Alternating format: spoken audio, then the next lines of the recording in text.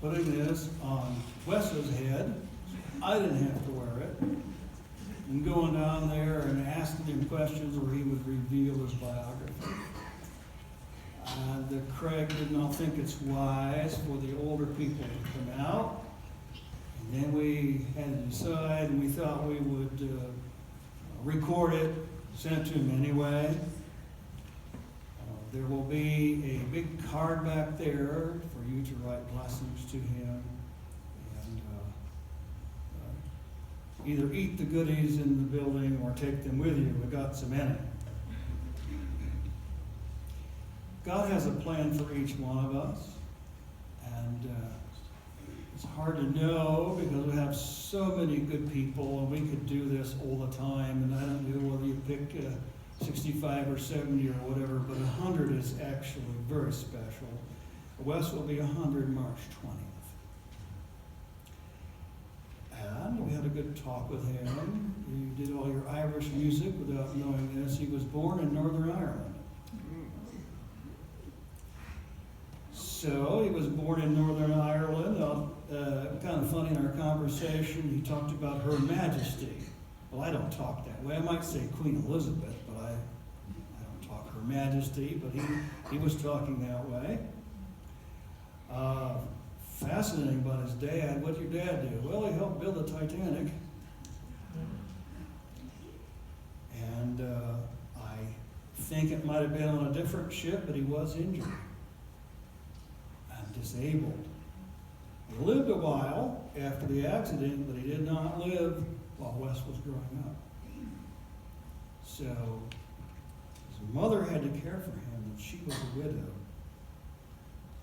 I asked him, being Northern Ireland, where did you grow up Presbyterian? Because a lot of them do. And no, Methodist. That would be another one. He said at age 8.5, his mother made him start wearing suits and tie and go to church. And that's why he still has to this day wear a suit and tie when he comes to church. Has to go to church.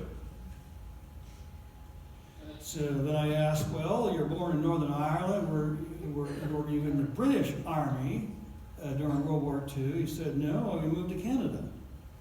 So he was a World War II vet for 6 years, but in the Canadian Army, across the European theater. And after that, he signed up somewhat for the occupation forces. I don't know where all. I did ask the Netherlands. He said, yeah, I stayed in Amsterdam for a year and a half after the liberation. Upon return, he ended up being sales manager for the Scott Paper Company. Think of all these paper towels and things. And he was the sales manager in charge of the prairie provinces, so Alberta, and Saskatchewan, and Manitoba. So his first wife, her name was Molly. They lived 53 years. She lived married for 53 years. One son and one daughter. Beginning in the 1960s, there were snowbirds. That's my word, snowbirds. Snowbirds are people that live in the snow, but they go to Florida every winter. So as soon as he could get free and retire, he'd go up to Canada, go down there, go down there, go down there. He lost Molly after 53 years of marriage. And he already knew Thelma, and they will have been married. Thelma's still with us.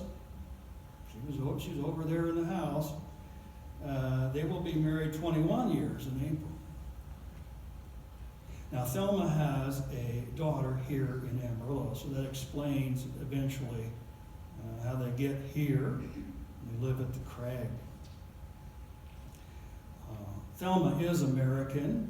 He was Canadian, but based on her citizenship, he could become one. So he became an American in 2010. He talked a lot about the ceremony because he was old in 2010 at age 90, and they had him stand up, being the oldest person in the room. And we wanted to give him blessings, and hope that this recording makes him feel that we do care about him and respect him. he brought up about Jesus. I didn't need to.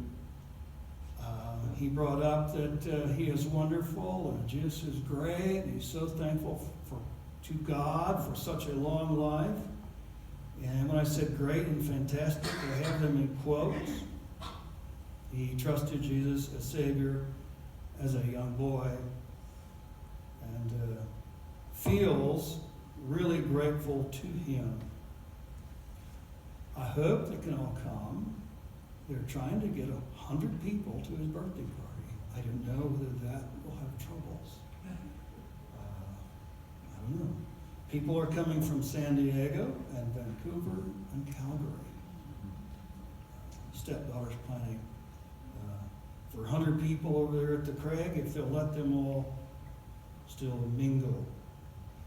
So I wish he could have given his own biography, but will you, in a moment, we'll sing happy birthday and we'll send that recording to him, and will you help take some of the cupcakes, stay and blab a few minutes with each other, and sign that card back on that table by the coffee pot back there.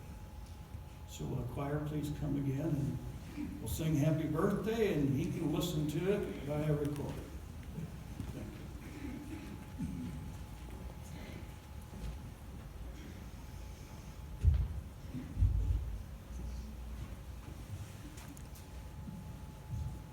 Please stand with us and sing happy birthday to Wes.